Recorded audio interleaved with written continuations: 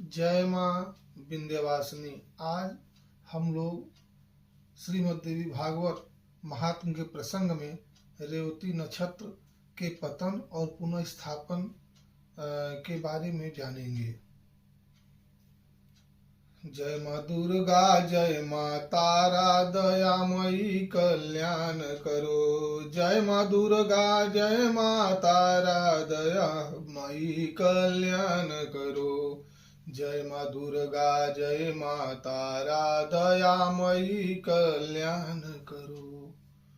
ओम अक्षस्रक् परशुं गदेषु कुलिशं पद्मां धनुष्कुण्डिकां दण्डां शक्तिमसिं च चर्मजलजं घण्टां सुराभाजनम् शूलं पाशसुदर्शने च दधतीं हस्तैः प्रसन्नाननां सेवे शैरिभमर्दनीमिह महालक्ष्मीं सरोजस्थितां विन्ध्यसां विन्ध्यनिलयां विन्ध्यपर्वतवासिनीं योगिनीं योगमायां त्वां चण्डिकां प्रणमाम्यहम्।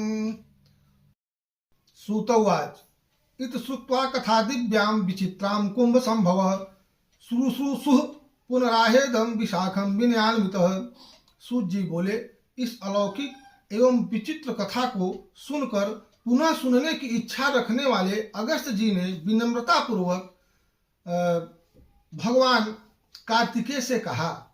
अगस्त उवाच देवसेनापते देवं विचित्रेयं सुता कथा पुनरनयच महात्म्यं वद भागवतस्य में। हे देवसेनापति, हे अगस्त जी कह रहे हैं कि हे देवसेनापति, हे प्रभु, यह विचित्र कथा सुन ली। अब आप श्रीमद् देवी भागवत का दूसरा महात्म्य मुझे सुनावें। स्कंद उवाच मित्रावरुण संभूत मुने शृणु कथामिमां यत्रैकदेश महिमा प्रोक्तो भागवतस्य तु वर्णते धर्म विस्तारो गायत्री मधिकृत्य च गायत्र्या महिमा यत्र तद भागवत मिष्यते। हे मित्रावरुण से उत्पन्न होने वाले मुने, अब आप यह कथा सुने जिसके एक अंश में भागवत का वर्णन कहा गया हो, महिमा कही गई हो और धर्म का विस्तार पूर्वक वर्णन किया गया हो और गायत्री का प्रसंग आरंभ करके गायत्री की महिमा कही गई हो, दर्शाई गई हो, उसे भागवत के रूप में जाना जाता है। भगवत्याम इदम यस्मात् तस्मात् भागवतम विदुः ब्रह्म विष्णु शिवाराध्या परा भगवती ही सा। यह पुराण देवी भागवत माता भगवती के महात्म से परिपूर्ण होने के कारण देवी भागवत कहा जाता है। वे परा भगवती ब्रह्मा विष्णु शिव की आराध्या हैं। ऋतवागिति विख्यातो मुनिरासीन महामते तस्य पुत्रो भवत्काले गंडान्ते पौषभान्ति में स तस्य जातं कर्मादिक्रियाश्चक्रे यथाविधि चूडो नयनादिश्यं संस्कारानपि सो करोत्। ऋतवाग नाम से विख्यात एक महान बुद्धि संपन्न मुनि थे। रेवती नक्षत्र के अंतिम चरण में गंडांत योग में उनके यहाँ एक पुत्र उत्पन्न हुआ। उन्होंने उस पुत्र का जातक कर्म आदि क्रियाएं, चूड़ाकरण, उपनयन संस्कार आदि विधि पूर्वक संपन्न किया। यत आरभ्य जातो सौ पुत्रस्तस्य महात्मनः तत एवात् स मुनि शोक रोगाकुलो भवत्। रोष लोभ परितात्मा तथा मातापि तस्य च बहुरोगार्दितादित्यं शुचा दुखी कृताभिषम। महात्मा मुनि के ऋतवाग मुनि के घर जब से यह पुत्र उत्पन्न हुआ तब उसी समय से वे शोक और रोग से ग्रस्त हो गए।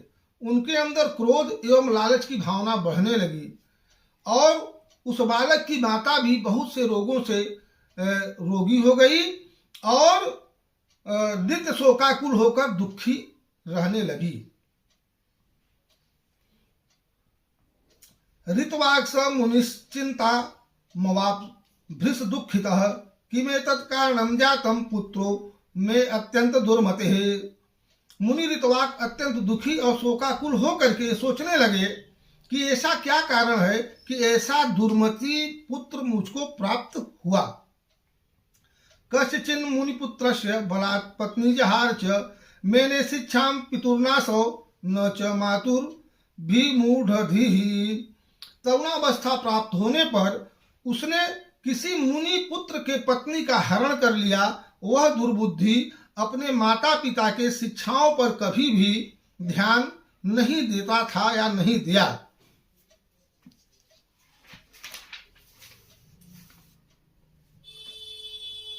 ततो विसंचित्तस्तु ऋतवाग ब्रवीदिदम् अपुत्रता परम नृणाम न कदाचित कुपुत्रता।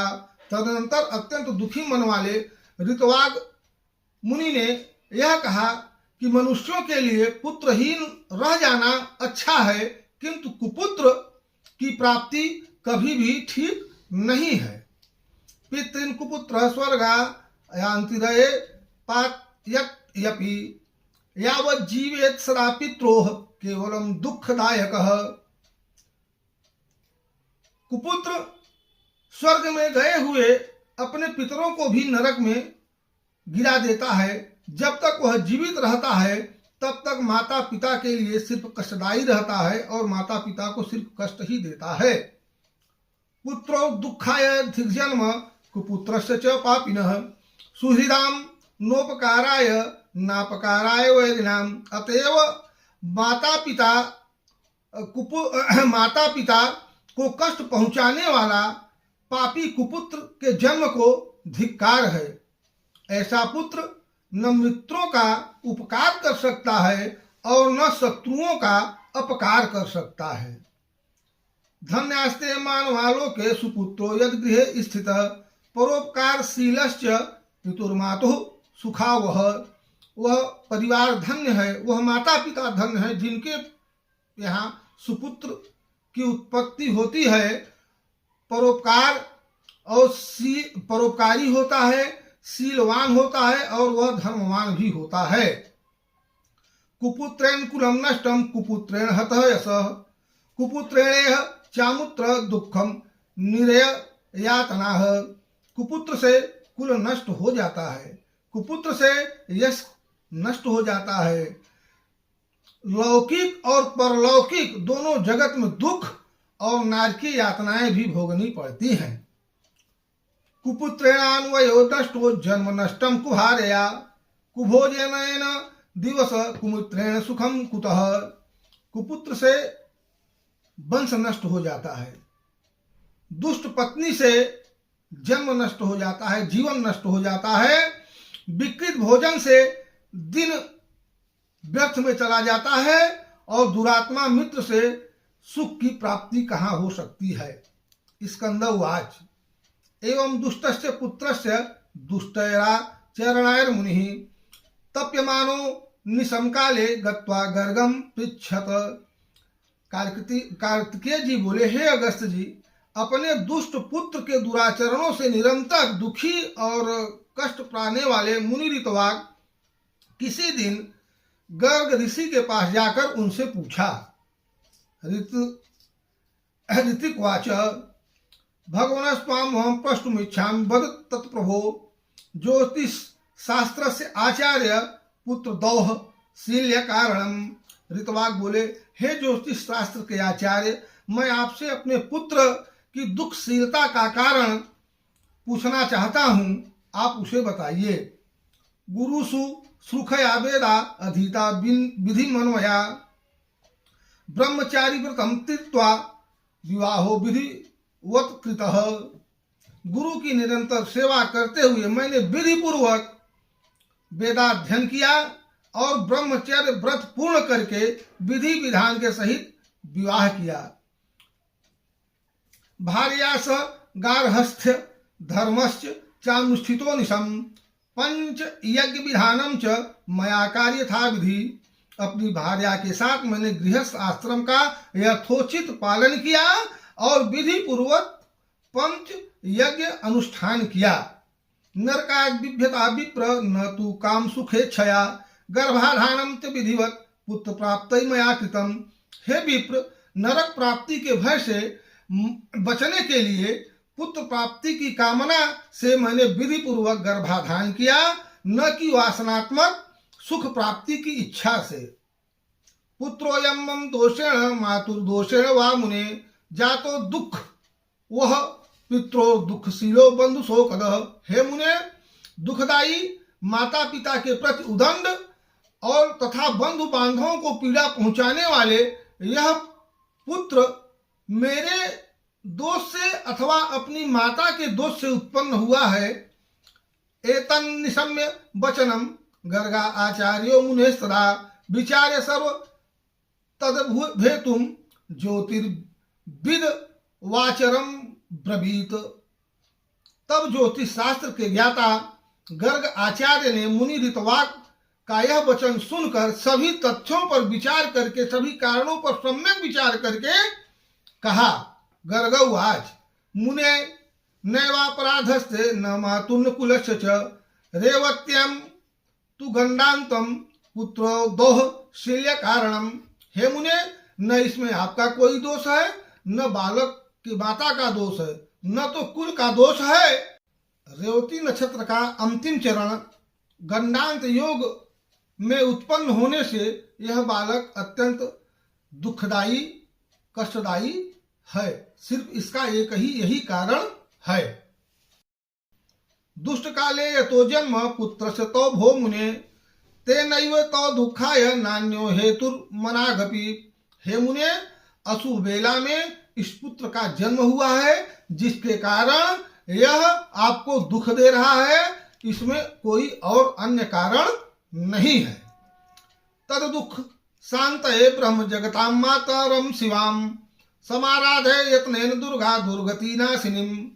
अतः हे ब्रह्मन, आप इस दुख के शमन के लिए प्रयत्न पूर्वक दुर्गति का नाश करने वाली माता कल्याणी भगवती श्री दुर्गा देवी की आराधना कीजिए। गर्गस्य वचनम श्रुत्वा ऋतवाग क्रोधमुच्छितः रेवतीम तु सशापासौ व्योम्नः पततु रेवती। गर्गाचार्य जी का वचन सुन करके ऋतवाग मुनि अत्यंत क्रोधित हुए और मूर्छित हो गए। उसके बाद उन्होंने रेवती नक्षत्र को श्राप दिया कि वह आकाश से नीचे गिर जाए। दत्ते शापे तु तेनाथ पुष्णो भंच पपात खात कुमुद्राद्रौ भासमानम सर्वलोकस्य पश्यतः। ऋतवाग के शाप देते ही चमकता हुआ रेवती नक्षत्र सभी लोगों को देखते देखते कुमुद नामक पर्वत पर जा गिरा। ख्यातो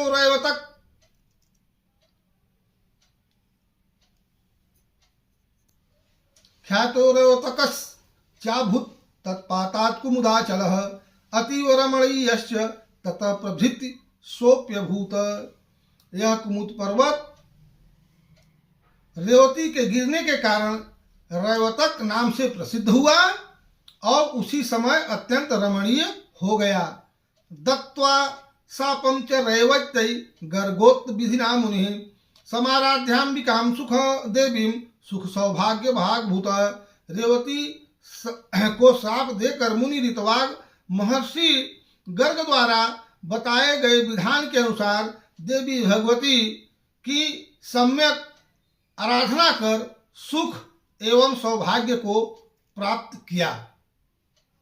आज इस वीडियो में यहाँ तक, आगे अगले वीडियो में इस कथा को बढ़ाएंगे। इसी के साथ माता रानी सभी भक्तजनों का कल्याण करें, स्वस्थ रखें, निरोगी रखें, समृद्ध रखें। इसी कामना के साथ जय मां विंध्यवासिनी।